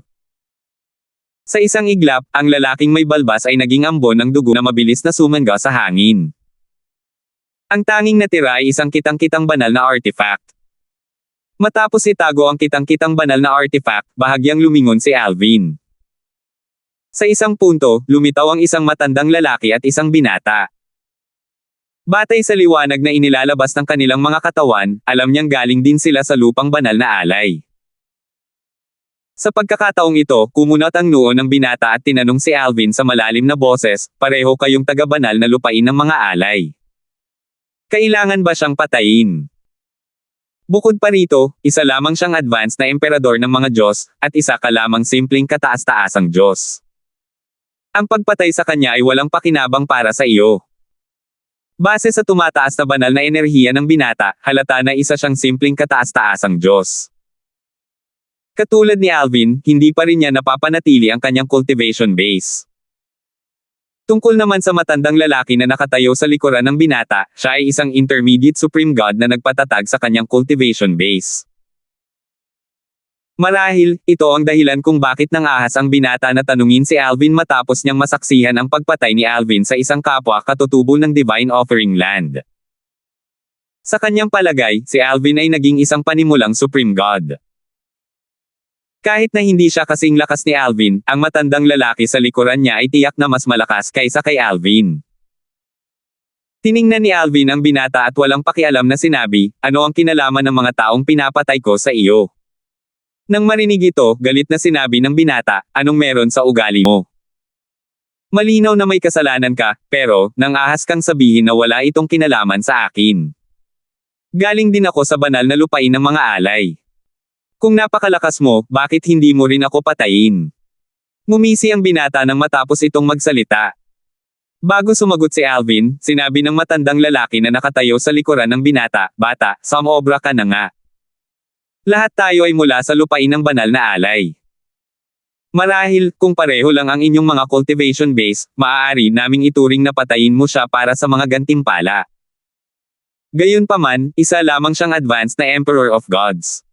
Wala kang pakinabang sa kanyang kamatayan. Marahil pinatay mo ba siya dahil sa kanyang kilalang banal na artifact? Bahagyang nanlamig ang tingin ng matanda sa pagtatapos ng kanyang mga salita. Tinitigan ni Alvin ang matanda bago nagtanong, anong problema? Kilala mo ba siya? Bago pa man makasagot ang matanda o ang binata, nagpatuloy si Alvin sa pagsasalita, kung kilala mo siya at gusto mo siyang ipaghiganti, pwede mo siyang gawin ng direkta. Bakit ka pa magsasalita ng kalokohan? Kung hindi mo siya kilala, wala kang kinalaman sa bagay na ito. Habang nagsasalita si Alvin, tiningnan lamang niya ang dalawa ng walang pakialam. Pagkatapos niyang magsalita, hindi na niya hinintay ang sagot ng dalawa at naghanda ng mag-teleport palayo. Gayunpaman, natuklasan niya agad na hindi matatag ang espasyo sa paligid niya. Malinaw na nagulo ito. Lumingon si Alvin sa binata at malamig na nagtanong, pipigilan mo ba talaga ako? Gumanti ang binata ng malamig na tingin kay Alvin at sinabing, paano kung gagawin ko? Noong pinatay mo ang taong iyon mula sa Divine Offering Land, dapat alam mo na baka mapatay ka rin ng ibang tao mula sa Divine Offering Land. Ngayon, ako, si Piper, ang kakatawan sa angkan ng iyon upang magbigay ng hustisya. Papatayin kita dahil sa pagpatay sa isang kapwa katutubo ng aming Divine Offering Land. Piper. Ang angkan ng yon. Nanlaki ang mga mata ni Alvin nang hindi mahahalata. Pagkatapos, nagtanong siya, kamag-anak mo ba si Octavius? Nakangising sabi ng binata, pinsan ko siya. Ano? Sasabihin mo ba sa akin na kilala mo ang pinsan ko? Wala ring silbi kahit kilala mo pa siya. Mamatay ka pa rin ngayon. Pagkatapos magsalita ng binata, isang 4 na talampakang haba na makitid na espada na malamig na kumikinang sa liwanag ang lumitaw sa kanyang kamay. Kasabay nito, ang kaluluwa ng artifact ng espada ay bumungad sa itaas nito. Tumingin si Alvin sa binata at nagtanong, kung sasabihin ko sa iyo na pinatay ko ang taong iyon dahil may alitan sa pagitan namin ng taong iyon, titigil ka na ba sa pang-aabala sa akin? Hindi mahalaga kung may kaaway ka sa kanya o hindi. Kailangan mong mamatay ngayon. Malamig na sabi ng binata. Biglang sumili ang isang ngiti sa mukha ni Alvin bago niya sinabi, naiintindihan ko. Kanina, iniisip ko na ang mga tao mula sa angkan ng yun ay talagang kakaiba. Ang ilan ay mayabang at malupit, ngunit ang ilan ay may matibay na pakiramdam ng hustisya. Gayunpaman, tila mali ako. Lahat ay isa lamang dahilan, at ikaw ay kasing sama ng iba. Itinanong ni Alvin ang naunang tanong upang malaman kung ang binata ay mahabagin at tunay na may pakiramdam ng hustisya. Gayunpaman, malinaw na naghahanap lamang ang binata ng dahilan para umatake. Marahil, kahit hindi niya masaksihan ang pagpatay sa lalaking may balbas, makakahanap pa rin ang binata ng dahilan para umatake. Para sa kanya, ang mga tao ng angkan ng yun ay parang mga ibon na walang katulad. Nang marinig ng binata na si Piper ang mga salita ni Alvin, ngumisi siya at sinabing, nako, parang hindi ka kaibigan ng pinsan ko. Malinaw kay Piper na si Octavius ang tinutukoy ni Alvin nang magsalita si Alvin tungkol sa mga mayabang at malulupit sa angkan ng yon. Masasabing kahit siya ay natatakot sa kanyang pinsan. Maya-maya, napangisi si Piper at sinabing, napakaswerte mo. Dapat kang maging isang karangalan na tutulungan mo akong hasain ang aking mga kasanayan pagkatapos kong makarating sa kaharian ng isang simpleng kataas-taasang Diyos. Kasunod nito, sumalakay si Piper gamit ang kanyang espada. Isang bagyo ang nagsimulang magngangalit bago lumitaw ang isang sinag ng espada. Lumaki ang sinag ng espada hanggang sa tila kaya nitong tumago sa kalangitan bago ito bumagsak patungo kay Alvin, na tila kayang hatiin ang langit at lupa sa dalawa. 4,268. Ang malaking sinag ng espada na lumitaw mula sa bagyong pangkalawakan ay may dalang kamangha-manghang lakas habang ito ay bumabagsak.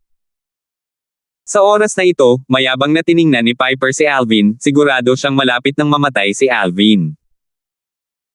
Ang matandang lalaki, isang intermediate supreme god, ay hindi kumilos, ngunit ang kanyang banal na enerhiya ay nagamit na. Malinaw na handa siyang kumilos sa anumang oras. Siya ay inayos ng ama ni Piper, ang pangalawang master ng angkan ng yon, upang protektahan si Piper. Nang pumasok ang matandang lalaki sa larangan ng labanan kasama si Piper 800 taon na ang nakalilipas, hindi pa niya napatetag ang kanyang cultivation base sa kaharian ng isang intermediate supreme god. Ilang panahon na ang nakalilipas, nakatagpo siya ng isang hindi inaasahang engkwentro at matagumpay na napatetag ang kanyang cultivation base. Hindi na kailangang sabihin, ang kanyang lakas ay bumuti ng malaki simula noon. Sa palagay ng matanda, wala sa panganib si Piper kahit na walang kalaban-laban si Piper kay Alvin na nakasuot ng lila kahit na pareho sila ng cultivation base.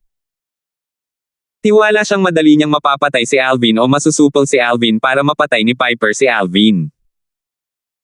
Sa pagkakataong ito, sa harap ng atake ni Piper, ngumiti si Alvin nang may paghamak at sinabing, pabayaan mo na lang na ang isang katulad mo, kahit ang pinsan mo, si Octavius, ay natakot sa harap ko. Pagkarinig ni Alvin ng boses, agad siyang kumilos. Para maging tumpak, tumigil siya habang ang kanyang doppelganger mula sa batas ng kalawakan ay lumipad palabas na may hawak na espada. Kumalat ang kanyang sinag ng espada, dahilan para agad na lumabo ang sinag ng espada ni Piper. Swoosh! Nagsimulang yumanig ang kawalan bago lumitaw ang hindi mabilang na mga bitek mula sa espada ni Alvin. Kasabay nito, lumitaw ang kababalaghan ng batas na nagningning sa layong 100,000 milya. Ang sinag ng espada ay parang apoy na pumapatay ng tubig nang dumampi ito sa sinag ng espada ni Piper. Patuloy itong dumampi patungo kay Piper, mukhang hindi mapigilan. Malakas na umatake si Piper kanina.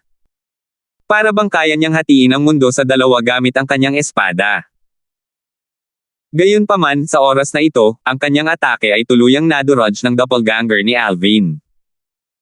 Ang kanyang kapangyarihan ay tila isang biro kung ikukumpara kay Alvin. Hindi. Nang makabawi si Piper sa kanyang katinoan, lubhang nagbago ang kanyang ekspresyon. Sinubukan niyang mag-teleport palayo ngunit natuklasan niyang nag-ulo ang espasyo sa paligid niya, na epektibong pumihil sa kanya sa pag-alis. Ang pinakamalakas na batas ni Alvin ay ang batas ng kalawakan, kung tutuusin. Kung kahit si Piper ay kayang guluhin sandali ang kalawakan para mapigilan si Alvin sa pag-alis ng mas maaga, natural na magagawa rin ito ni Alvin. Elder Yunzang, iligtas mo ako. Sigaw ni Piper ng mabilis. Pakiramdam niya ay mabilis na papalapit sa kanya ang kamatayan sa sandaling ito. Ginamit na niya ang kanyang kapangyarihan sa linya ng dugo, ngunit hindi pa rin niya maipagtanggol ang sarili laban sa paparating na pag-atake.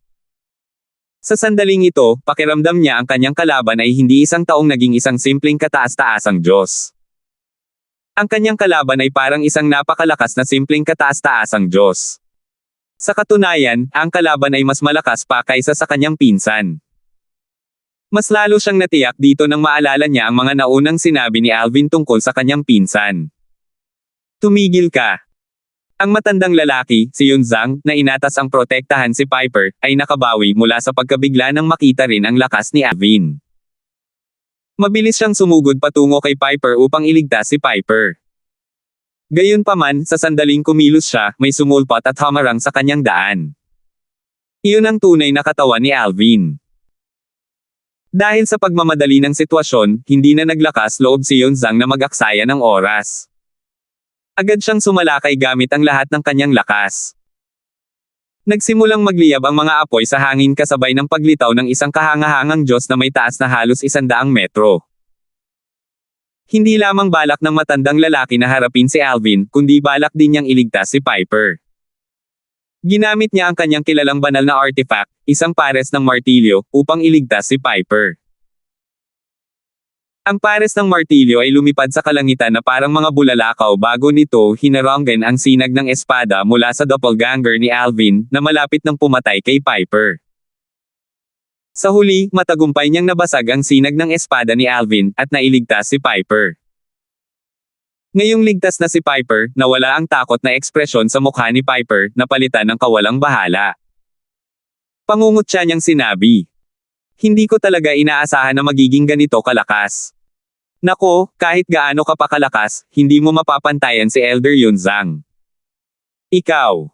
Biglang tumigil sa pagsasalita si Piper.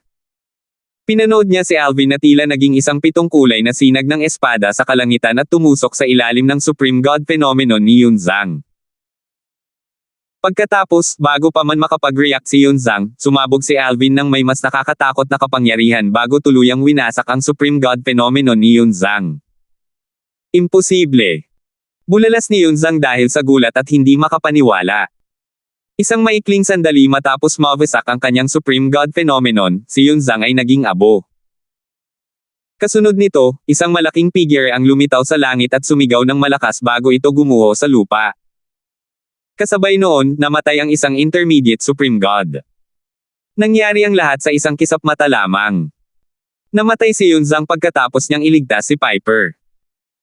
Sa katunayan, kung hindi niya iniligtas si Piper, makakayanan niya sanang magtiis ng ilang sandali kahit na matalo siya kay Alvin sa huli. Gayunpaman, hindi lamang niya nailigtas si Piper, kundi minamaliit din niya si Alvin. Dahil dito, mabilis siyang namatay. Napatay siya ni Alvin sa isang suntok lamang. Hindi. Imposible. Ang mapang-uyam ng ngiti sa mukha ni Piper ay nawala na sa oras na ito. Namumutla ang kanyang mukha, at ang kanyang katawan ay nanginginig ng malakas. Nahihirapan siyang i-proseso ang kakatwang eksena na kanyang nakita. Si Yunzang, isang intermediate Supreme God na nagpatatag sa kanyang cultivation base, ay napatay sa isang atake lamang. Kahit napabaya si Yunzang, hindi pa rin ito kapanipaniwala. Higit sa lahat, ang kabilang panig ay isa lamang bagong rudimentary Supreme God na hindi pa nagpapatatag sa kanyang cultivation base. Paano mapapatay ng isang taong tulad niya ang isang intermediate Supreme God na nagpatatag sa kanyang cultivation base? Nanginig ang kaluluwa ni Piper sa sandaling ito. Ang isang taong tulad ni Alvin ay isang pambihirang nilalang sa lahat ng kaharian ng mga Diyos. Hindi ko alain na nakatagpo niya ang isang taong tulad niya ngayon. Hindi lang iyon, kundi siya rin ang nagkusa na guluhin si Alvin. Kung maibabalik niya lang ang panahon, hindi sana niya pinanggahasan na guluhin si Alvin kahit anong mangyari. Noong una, nang makita ni Piper na si Alvin ay naging isang simpleng kataas-taasang Diyos, gusto niyang labanan si Alvin upang maasa ang kanyang mga kasanayan. Higit pa sa kanyang inaasahan na kaya ni Alvin na patayin si Yunzang, ang gitnang kataas-taasang Diyos na itinalaga upang protektahan siya. Sa oras na ito, ang doppelganger ni Alvin ay nakabalik na sa kanyang katawan. Lumipad siya papunta kay Piper bago niya sinabi ng may hajejek, mukhang malalim ang koneksyon mo sa iyong lingkod. Sayang, kung hindi kanya iniligtas, hindi sana siya namatay ng ganito kabilis. Nang lumitaw si Alvin sa harap ni Piper, labis na natakot si Piper kaya't bigla siyang umatras ng ilang hakbang. Kasabay nito, nanginginig niyang tinanong, ikaw? Sino ka? Ako ang muntik nang pumatay sa pinsan mo, sabi ni Alvin nang may bahagyang ngiti. Pagkatapos, isang ekspresyon ng panghihinayang ang lumitaw sa kanyang mukha bago niya ipinagpatuloy ang pagsasalita, sayang naman at binigyan siya ng leader ng angkan ng iyong angkan ng iyon ng paraan para makapagligtas ng buhay. Kung hindi, mas maaga sana siyang namatay kaysa sa iyo. Sa mga salitang ito, sinentensyahan ni Alvin si Piper ng kamatayan. Noong una, naisip ni Piper na gamitin ang kanyang koneksyon sa angkan ng iyon, isang pangunahing puwersang may pinakamataas na ranggo sa lupain ng banal na alay, upang takutin si Alvin. Marahil, hindi siya maglalakas loob na patayin ni Alvin. Gayunpaman, pagkatapos makinig sa mga salita ni Alvin, parang nanigas ang kanyang puso. Malinaw na walang pakialam o takot si Alvin sa angkan ng iyon. Huminga ng malalim si Piper para pakalmayan ang kanyang takot bago niya sinabi, Sir, wala po kayong mapapala sa pagpatay sa akin. Kung handa po kayong iligtas ang buhay ko, tutulungan ko kayong patayin si Octavius. Sir, dahil nagtangka na po kayo sa buhay ng pinsan ko dati, siguradong nakaalerto na ang pinsan ko at ang tiyuhin ko ngayon. Hindi magiging madali para sa inyo na makahanap ng pagkakataong patayin siyang muli. Matutulungan ko kayong patayin siya. Mag-iingat sila sa mga tagalabas, pero hindi sila mag-iingat sa akin. Sa tulong ko, hindi magiging mahirap para sa inyo na patayin siya. Patahimikin ng patahimikin si Piper habang nagsasalita. Kasabay nito, kumislap ang kanyang mga mata na may bahid ng pananabik. Kung tutuusin, para sa kanya, mayroon lamang mga kalamangan at kawalan kung mamamatay si Octavius. Malupit at maliit ang ugali ni Octavius. Noong bata pa si Piper, nasaktan niya si Octavius dahil sa isang maliit na bagay. Gayunpaman, hanggang ngayon, may galit pa rin si Octavius sa kanya. Kung ang kanyang ama ay hindi ang pangalawang Panginoon ng angkan ng iyon, na siya ring pangalawang tiyuhin ni Octavius, matagal na sana siyang pinatay ni Octavius. Sa kasamaang palad, kahit hindi siya pinatay ni Octavius, galit sa kanya si Octavius at pinapahiya siya sa bawat pagkakataon. Kung mamatay man si Octavius, hindi pa rin magiging pinuno ng angkan ng iyon ang magiging hinaharap. Tutal, may iba pang mga anak na lalaki ang ama ni Octavius. Gayunpaman, sabik pa rin si Piper na mamatay si Octavius. Kahit papaano, hindi na siya muling aapihin sa hinaharap. Mukhang wala kang magandang relasyon kay Octavius. Nakita ni Alvin na malapit nang patayin si Piper, ang pananabik sa mga mata ni Piper nang magsalita ito. Malinaw sa kanya na hindi nagkukunwari si Piper, maliban na lang kung mahusay na aktor si Piper. Same time na sinabi ni Piper, Ginoo, sana patay na si Octavius. Ginoo, handa akong lumikha ng pagkakataon para mapatay mo si Octavius. Sa totoo lang, takot talaga ako sa kamatayan. Hindi ako magsisinungaling sa iyo. Lilikha lang ako ng pagkakataon para sa iyo, pero gagawin ko lang ito pagkatapos kong masiguro na makakaligtas ako ng walang anumang sala. Kumislap ang mga mata ni Alvin bago niya sinabi ng may bahagyang ngiti, kawili-wili, sa pagkakataong ito, magpapalitan tayo ng soul pearls para mapadali ang ating komunikasyon sa Divine Offering Land. Sige. Lumiwanag ang mga mata ni Piper nang marinig niya ang mga salita ni Alvin. Alam niyang nailigtas na ang buhay niya. Kasabay nito, napagtanto niya na gusto talagang patayin ni Alvin si Octavius. Octavius, bakit mo nasaktan ang taong yan? Hindi maiwasan ni Piper na magtaka ng may pagtataka. Nagtataka siya sa dahilan, pero hindi naman talaga siya nagulat na nasaktan ni Octavius si Alvin. Tutal, normal lang naman para kay Octavius na masaktan mga tao dahil sa kanyang ugali.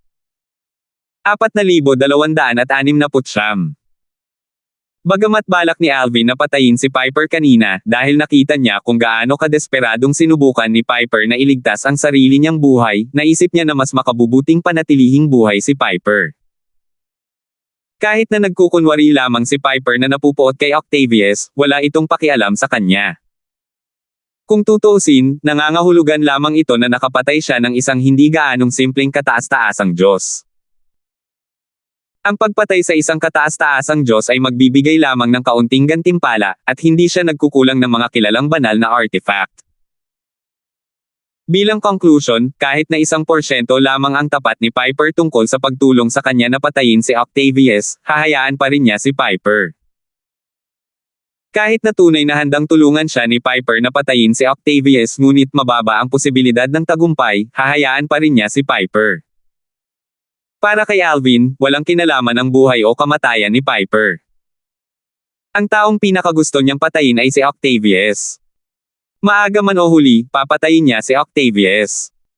Kahit sino o anong puwersa ang sumuporta kay Octavius, hindi magbabago ang intensyon niyang patayin si Octavius.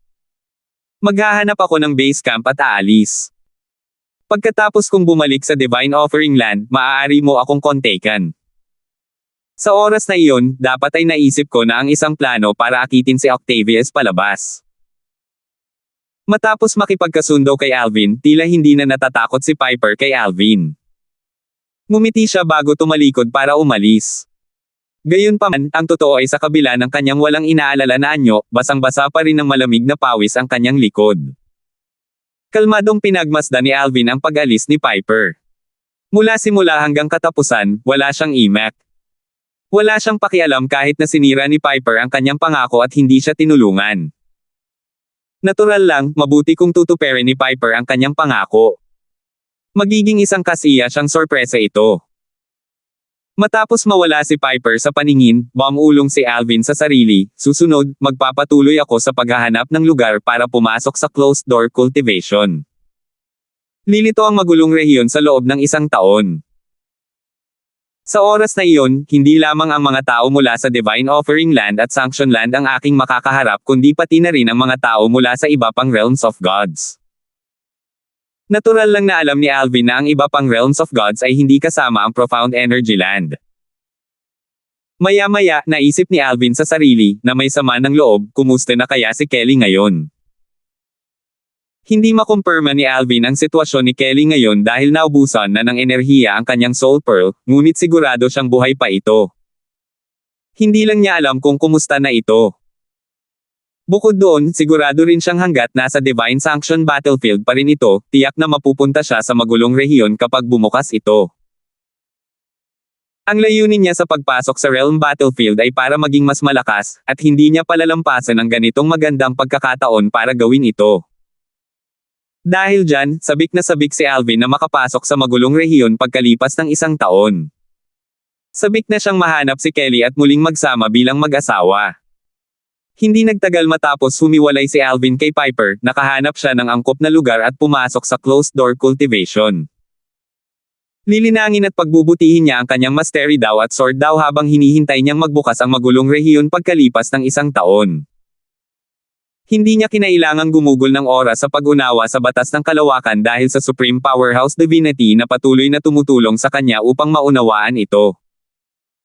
Ang kakayahang ito ay isang bagay na nakuha niya matapos maging isang Supreme God.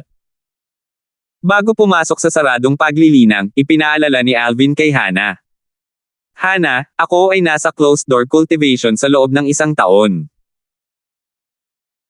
Sa panahong ito, dapat mong itoon ang lahat ng iyong atensyon sa pagsipsip ng 7 piraso ng Prime Divine Artifacts at pagbutihin ang lakas ng 7 Orifices Exquisite Sword. Agad na sumagot si Hannah, naiintindihan ko po, Panginoon. Pangako po na bibigyan ko kayo ng sorpresa pagkatapos ng 1 taon. Guru. Sa oras na ito, isang mahinang boses ang umalangaw-ngaw sa tainga ni Alvin. Ito ay pagmamayari ng kaluluwa ng artifact ng kilalang banal na artifact na hawak ng doppelganger ni Alvin mula sa batas ng kalawakan. Kung kayo ni Sister Hannah ay walang anumang pagtutol, matutulungan ko rin ang 7 Orifices Exquisite Sword na higupin ang mga piraso. Bago pa makasagot si Alvin, sinabi ni Hannah, maraming enerhiya ang mauubos mo kung tutulungan mo akong masipsip ang mga ito. Kahit na mayroon pa akong lahat ng lakas, may limitasyon pa rin ang maitutulong ko sa ating Panginoon. Gayunpaman, Sister Hannah, kung lalakas ang 7 butas na kahangahangang espada, malaking tulong ito sa ating Panginoon. Natural na mahulaan ni Alvin ang iniisip ng kaluluwa ng artifact matapos makinig sa kanyang mga salita.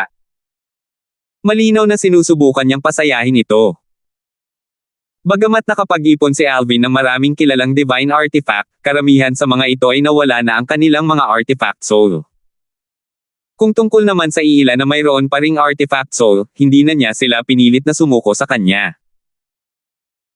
Sa ganitong sitwasyon, kung walang pagbabago, pagkatapos maging pangunahing divine artifact ang 7 Orifices Exquisite Sword, ang soul turn na ito ang magiging kilalang divine artifact. Dahil handa ka, matutulungan mo si Hannah at ang 7 Orifices Exquisite Sword na sipsipin ang mga piraso ng prime divine artifacts, mahinahong sabi ni Alvin. Bagamat alam niya ang iniisip ng artifact soul, hindi na niya ito inabala pang ilantad. Tutal, ang mga kilos nito ay kapaki-pakinabang sa kanya. Kung ang dalawang artifact soul ay magtutulungan upang matulungan ang 7 Orifices Exquisite Sword na sipsipin ang mga piraso ng prime divine artifacts, tiyak na mas mabilis ang pagsipsip nito. Opo, Panginoon, sagot ng kaluluwa ng artifact. Tila mas naging magalang ang kanyang boses. Sa panloob na bahagi ng Divine Sanction Battlefield, mayroong isang hindi kapansin-pansing kuweba na nakatago sa mga baging na malayo lamang sa paligid ng panloob na lugar at sa paanan ng isang marilag at matayog na bundok. Kung may pupunta sa lugar na ito at sisiyasatin ang lugar gamit ang kanilang banal kamalayan, madali nilang matutukoy ang mga patong ng pormasayon na nakalagay sa itaas ng bunganga ng kuweba. Sa oras na ito, 2 tao ang nasa kailaliman ng kuweba na nababalot ng formation. Isang maganda at eleganteng babaeng nakaupo ng nakakross ang paa sa tila kama na bato ang tumingin sa isang magandang dalaga at bumaantong hininga, "Yiner, hindi ka dapat sumama sa akin." Ang Divine Sanction Battlefield ay talagang napakadelikado, lalo na sa loob. Dati, kung hindi ako mabilis na kumilos, baka nabihag na tayo ng maunlad na Emperor of Gods mula sa Divine Offering Land. Bahid ng takot ang makikita sa mga mata ng magandang babae nang magsalita ito. Dati, siya at ang kanyang anak na babae ay muntik nang mabihag ng isang lalaking may balbas mula sa banal na lupain ng alay. Halata na ang lalaking may balbas ay walang mabuting intensyon. Kung sila ay mabihag, walang duda na sila ay magdurusa. Umiling ang magandang dalaga at sinabing, "Inay, dahil alam kong mapanganib dito kaya kailangan ko kayong sundan, kahit wala ako sa tabi ninyo, tiyak na susundan ko kayo sa ilalim ng lupa kung may mangyari sa inyo." Nabahala ang magandang babae nang marinig ang mga salitang ito. Kasabay nito, nakaramdam din siya ng pagkakasala. Ibinigay niya ang lahat ng kanyang pagmamahal sa anak na ito na nanatili sa kanyang tabi dahil wala ang isa pa niyang anak sa kanyang tabi. Pinalaki niya ang kanyang anak ng may labis na pag-aalaga kaya't bihirang makipag-ugnayan ang kanyang anak sa iba. Dahil dito, naging labis na umaasa ang kanyang anak sa kanya. Ngayon, nakikita niya na ang pag-asa ay hindi lubos na mabuti para sa kanyang anak. Bumantong hininga ang magandang babae bago sinabing, "Kalimutan mo na yan. Magtatagal pa tayo ng 100 taon dito. Pagkatapos ng 100 taon, kahit hindi natin mahanap ang kapatid mo, kailangan na nating umalis. Sana lang ay buhay at maayos ang kalagayan niya." Sinabi ng dalaga upang aliwin ang kanyang ina, "Nay, huwag po kayong mag-alala. Tiyak na magiging maayos din ang inyong ate." Sa angkan ng reed ng angkan ng mga banal na alay. Kakabalik lang ni Adam mula sa dating lupain ng angkan ng Ling. Dati, pumayag siyang makipagtulungan sa pinuno ng angkan ng Yon at ikinulong ang kanyang anak na babae sa isang espasyong daanan sa dating lupain ng angkan ng Ling. Sa kabila ng kalmadong ekspresyon sa kanyang mukha, makikita ang bahid ng pagkakasala sa kanyang mga mata habang bumubulong siya sa sarili, "Natalie, pasensya na. Bilang isang ama, malaki ang utang na loob ko sa iyo. Sa hinaharap, tiyak na babawi ako sa iyo. Ang totoo, kahit na tila hindi niya mahal ang kanyang anak na babae sa nakaraang buhay nito, sa totoo lang ay mahal na mahal niya ito. Kung ipinakita niya kung gaano niya kamahal ang kanyang anak na babae, tiyak na magdudulot ito ng puot mula sa iba patungo sa kanyang anak. Ang kanyang kasalukuyang asawa ay isang halimbawa. Imposibleng protektahan niya ang kanyang anak habang buhay kaya't sa ganitong paraan lamang niya mapoprotektahan ang kanyang anak. Sa kasamaang palad, minamaliit niya ang katigasan ng ulo ng kanyang anak. Hindi niya inaasahan na tatapusin ng kanyang anak ang buhay nito upang makatakas sa nakatakdang kasal, at pipiliin ang walang katiyakang landas ng reinkarnasyon. Noong una, inakala niyang isa lamang alamat ang reinkarnasyon. Ang reinkarnasyon ay isang lihim na pamamaraan na umiral sa angkan ng Reed mula pa noong sinaunang panahon, ngunit maging ang ninuno ng angkan ng Reed, na isang makapangyarihang nilalang, ay nagsabing maaaring hindi gumana ang lihim na pamamaraan. Sa kasaysayan ng angkan ng Reed, maraming miyembro ang gumamit ng sekretong pamamaraan bago sumailalim sa kanilang mga kapigatian sa langit, umaasang sila ay muling isisilang kung sakaling mabaigo sila sa kanilang mga kapigatian. Gayunpaman, wala ni isa sa kanila ang matagumpay na nagkatawang tao. Dahil dito, nang piliin ng kanyang anak na babae ang landas ng reinkarnasyon, natitiyak niyang hindi magtatagumpay ang kanyang anak. Higit pa sa kanyang inaasahan ng makalipas ang ilang dekada, nakatanggap siya ng balita na muling nagkatawang tao ang kanyang anak na babae. Sa panahong iyon, nakapagdesisyon na siyang palayain ang kanyang anak mula sa kasunduan sa kasal mula sa nakaraang buhay nito. Gayunpaman, sa panahong iyon, pinagbantaan siya ng pinuno ng angkan ng iyon ang kaligtasan ng pinakamataas na makapangyarihang angkan ng Reed. Siya, ang pinuno ng angkan ng Reed, ay napilitang gumawa ng mahirap na pagpili kung ang kanyang anak na babae o ang kanyang angkan. Sa panahong iyon, pinili niyang protektahan ang angkan at isakripisyo ang kanyang anak na babae para sa ikabubuti ng angkan. Gayunpaman, ilang araw na ang nakalipas, nalaman niya na ang angkan ng iyon ay nagpadala ng isang tao upang harangin ang kanyang anak na babae malapit sa ari-arian ng angkan ng Reed.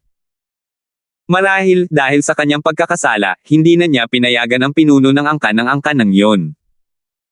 Sa pagkakataong ito, pinili niya ang kanyang anak na babae.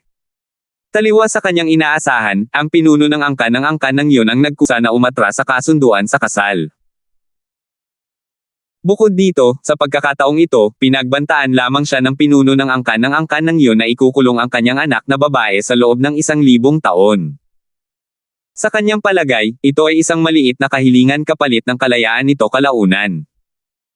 Kasabay nito, nagulat din siya nang marinig ang tungkol sa mga nagawa ng kanyang manugang. Gayunpaman, minamaliit niya ito mula pa sa simula at pakiramdam niya ay niloko ng kanyang manugang ang kanyang anak na babae. Dahil wala siyang malapit na relasyon sa kanyang hindi karapat-dapat na manugang at dahil sa pamimilit ng pinuno ng angkan ng iyon, pumayag siyang tulungan ang pinuno ng angkan ng iyon na harapin ang kanyang manugang. Sa huli, nagpasya silang dalawa na ikulong ang kanyang anak na babae at akitin ang kanyang hindi karapat-dapat na manugang matapos magsara ang realm battlefield. 4,270. Mayroong 18 realms of gods, at mayroong 9 na realm battlefields, na nilikha mula sa pagtatagpo ng 2 realms of gods. Gayunpaman, bawat 100 taon, ang 9 na realm battlefields ay magtatagpo sa 3 grupo ng 3, na lilikha ng 3 magulong rehiyon na mananatiling bukas sa loob ng 1 dekada. Nangangahulugan ito na ang pagtatagpo ng 6 na realms of gods ay lilikha ng 1 magulong rehiyon. Sinasabing ang magulong rehiyon ay may mas magagandang engkwentro na iniwan ng mga kataas-taasang makapangyarihang nilalang at makakatulong ang mga ito sa isang tao na pumailan lang sa mataas na antas. Dahil dito, lahat ng kataas-taasang Diyos at ang pinakamaunlad na emperador ng mga Diyos ay susubok at papasok sa magulong rehiyon. Ang mga pumapasok sa magulong rehiyon ay karaniwang walang gaanong kumpiyansa na makaligtas sa kanilang paparating na mga kapigatian sa langit, na nangyayari kada 1,000 taon. Umaasa sila na ang pagpasok sa magulong rehiyon at ang paglakas doon ay magpapataas ng kanilang pagkakataong makaligtas sa kanilang mga kapigatian sa langit. Paano sila handang mamatay sa ilalim ng mga kapigatian sa langit kung napakalayo na ng kanilang narating? Natural lamang para sa kanila na sumubok ng malalaking panganib upang mabuhay. Una sa lahat, ang paglinang sa antas na ito ay isang panganib.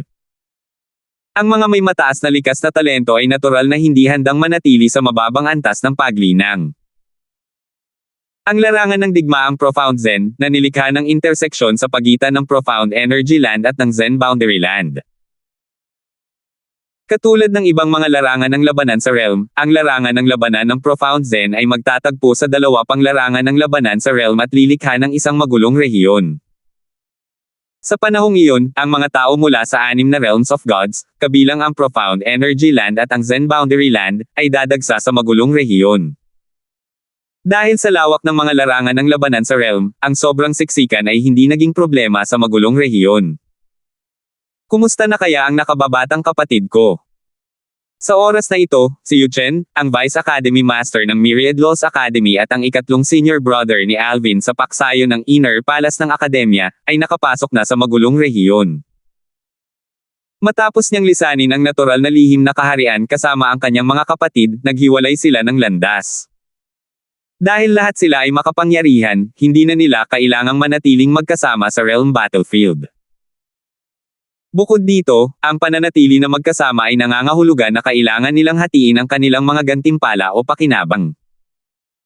Bukod doon, naisip din ni Yuchen na mabuti na hindi siya naglibot sa realm battlefield kasama ang kanyang sinumpaang kapatid. Kung ginawa niya iyon, baka hindi niya natagpuan ang natural secret realm matapos ipadala si Alvin sa Divine Sanction Battlefield at mapalampas ang isang ginintoang pagkakataon. Hindi nagtagal matapos makapasok sa magulong rehiyon, nakita ni Yuchen ang isang hanay ng mga bundok. Maya-maya, naramdaman niya ang marahas na pagbabago bago sa unahan, na nagpapahiwatig na mayroong labanan sa pagitan ng mga makapangyarihang puwersa. Ang kanilang mga aura, dalawang Diyos na nasa pagitan ng kataas-taasang katawan. Matapos ang kanyang natuklasan, ang pagkagulat ni Yuchen ay napalitan ng kuryosidad. Sumulong siya at di nagtagal, nakita niya ang dalawang panggitnang kataas-taasang Diyos na nasa isang matinding labanan. Habang naglalaban ang dalawa, inihagis nila ang kani-kanilang mga batas, na nagpapakita ng mga fenomenong nagniningning ng milyon-milyong milya bawat isa. Agad na nagbago ang ekspresyon ng mukha ni Yuchen nang matuklasan niyang kabilang ang dalawa sa mga nangungunang intermediate supreme gods. Sa usapin ng pag-unawa sa batas, alam niyang wala siyang laban sa kanila. Tutal, ang pag-unawa niya sa batas ay bumuti kamakailan lamang hanggang sa puntong na ipakita na niya ang kababalaghang sumikat ng milyon-milyon milya. Marahil, kung hindi maintindihan ng dalawa ang alinman sa 4 na daos ng langit at lupa, magkakaroon siya ng pagkakataong talunin sila. Bumuhos. Bumuhos. Bumuhos. Naglaban ang dalawang kataas-taasang Diyos habang nagpapalitan ng suntok ang dalawang nasa pagitang kataas-taasang Diyos. Ang mga batas na kanilang naunawaan ay lubhang nakakatakot kaya't ang mga bundok ay nayanig sa bawat suntok na kanilang ipinapalit. Sa katunayan, ilang bundok na ang gumuho sa proseso. Samantala, matapos makumpirma na ang dalawa ay lubhang makapangyarihan, nagpasya si Yuchen na umalis. Gayunpaman, bago siya umalis, bigla niyang natuklasan na ang isa sa dalawang namamagitan na kataas-taasang Diyos. Isang lalaki at isang babae, ay mukhang pamilyar. Matapos tingnang mabuti, tinaas ni Yuchen ang kanyang kilay. Siya ba yan? Patuloy na tinitingnan ni Yuchen ang babaeng nasa gitnang kataas-taasang Diyos habang iniisip niya ang sarili, ang kanyang batas ay may kakayahang magpakita ng isang kababalaghan na kumikinang ng milyon-milyon kaya malamang na hindi siya matatalo, tama ba? Sa anumang kaso, mas mabuting umalis na ako bago pa niya ako matuklasan. Ikinalungkot ni Yuchen ang kanyang swerte dahil nakita niya ang babae sa magulong rehiyon. Kasabay nito, nagtaka rin siya kung bakit narito ang babae. Tutal, sinabi naman ng babae na hindi siya lalabas sa closed-door cultivation hanggat hindi siya nagiging isang advanced supreme god. Naku, nang paalis na sana si Yuchen, biglang sumulyap ang babae sa direksyon niya at sinabing, Yuchen, nakikita-kita. Aalis ka na ba pagkatapos mong makitang binyo-bully ang babae mo? Lalaki ka ba? Umalangaw-ngaw ng malakas sa paligid ang kaakit-akit na boses ng babae. Ang kanyang kalaban, isang lalaking nasa katanghaliang gulang, ay sandaling natigilan sa kanyang mga sinabi. Napansin niya ako. Sandali na natigilan si Yuchen. Bumantong hininga siya sa loob-loob niya. Alam niyang tiyak na mapapahamak siya kung magrereklamo ang babae sa kanyang panganay na nakatatandang ate sa hinaharap. Kaya naman, atubili na lang siyang lumingon at lumipad palapit. Kasabay nito, sinabi niya sa babae sa mahinang boses, tumigil ka na sa pagsasalita ng kalokohan. Mahalaga ang reputasyon ng isang babae. Sino ang magpapakasal sa iyo kung masama ang reputasyon mo? Ngumiti ang babae at sumagot, syempre, pakakasalan mo ako. Yu Chen, tayo ay isang magkapareha na ginawa sa langit at nakatadhana para sa isa't isa. Kung hindi, paano tayo magkikita ng ganito pagkatapos kong pumasok sa larangan ng digmaan sa realm? Ilang araw pa lang ang nakalipas nang pumasok ako sa larangan ng digmaan. Pumunta ako rito dahil nabalitaan kong nandito ka. Dumilim ang ekspresyon ni Yu Chen habang nagmumura, Sus Mariosep. Tiyak na pinagtaksilan ako ng gago na yon. Ganoon ba dapat kumilos ang isang kapatid? Hindi ko dapat siya dinala sa natural na lihim na kaharian. Isang ekspresyon ng kaliwanagan ang lumitaw sa mukha ng babae nang sabihin niya, kaya pala kayong lahat ay pumasok sa isang natural na lihim na kaharian. Yu Chen, hindi mo ako inimbitahan dahil nasa closed door cultivation ako, di ba? Yu Chen, ikaw ang pinakamagaling. Ang aking ama ay talagang walang konsiderasyon.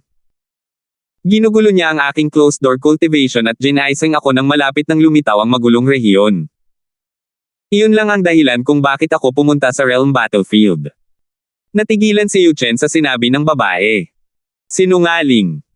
Hindi sinabi niyang pumasok siya sa larangan ng digmaan sa kaharian dahil narinig niyang nandito ako. Putok. Isang malakas na ingay ang umalangaw-ngaw sa hangin sa sandaling ito habang ipinagtatanggol ng babae ang atake ng kanyang kalaban. Pagkatapos, sinabi niya, mahirap para sa akin na talunin ka ng mag-isa. Gayunpaman, ngayong nandito na ang aking kasintahan, tiyak na matatalo ka. Medyo hindi maganda ang ekspresyon ng lalaking nasa katanghaliang gulang. Sa kanyang palagay, dahil napakalakas ng babae, natural lamang na hindi magiging mahina ang kanyang kasintahan. Umatras. Hindi nagaksaya ng oras ang lalaking nasa katanghaliang gulang at determinadong umatras. Gayunpaman, mabilis siyang pinigilan ni Yu Chen gamit ang kanyang batas. Isang kababalaghang nagningning ng milyon-milyong milya ang muling sumikat sa hangin. Nang makita ito, napasigaw ang babae sa gulat at tuwa, Yu Chen, bumuti na ang iyong pag-unawa sa batas. Mas madali na natin siyang matalo kung ganoon. Paano kung lumiwanag ito ng milyon-milyong milya? Ang lalaking nasa katanghaliang gulang na ang pag-unawa sa batas ay kapantay ni Yu Chen, ay tumingin kay Yu Chen nang may paghamak habang patuloy itong sinusubukang tumakas mula kay Yu Chen. Gayunpaman, di nagtagal, ang ekspresyon ng mukha ng lalaking nasa katanghaliang gulang ay lubhang nagbago. Sa wakas ay natuklasan niya kung bakit ganoon na lamang ang tiwala ng babae sa binata. Mastery daw. Kailangan ko nang umalis. Hindi nagatubili ang lalaking nasa katanghaliang gulang at mabilis na ginamit ang banal na enerhiyan isang kataas-taasang makapangyarihang nasa kanyang pag-aari. Sa loob lamang ng isang iglap, ang kanyang banal na enerhiya ay pumailan lang. Gayon din, mabilis na tumugon sina Yu Chen at ang babae at inilabas ang divine energy ng kanilang supreme powerhouse. Muling nagbago ang ekspresyon ng lalaking nasa katanghaliang gulang nang makita ito. Pagkatapos, sa halip na tumakas, inilabas niya ang isang jade token at dinurog ito ng buong tapang. Labis na nagulat sina Yu Chen at ang babae sa biglaang pangyayari kaya't nakalimutan nilang gamitin ang divine energy ng kanilang supreme powerhouse. Matapos mabasag ang jade token, isang nakakatakot na enerhiya ang bumalot sa paligid. Kasunod nito, isang malaking mukha ang lumitaw sa kalangitan. Tiningnan nito nang walang pakialam ang lalaking nasa katanghaliang gulang bago ibinaling ang tingin kay Yu Chen at sa babae. Gayunpaman, nang makita niya ang babae, agad na sumimangot ang mukha nito. Ikaw ba ang direktang inapo ni Matandang Brown? Binabati ni Junior Aileen sa senior, bahagyang yumuko ang babae. Pagkatapos, nagtanong siya, Senior, makikialam ka ba talaga sa isang labanan sa realm battlefield at ililigtas ang iyong direktang inapo?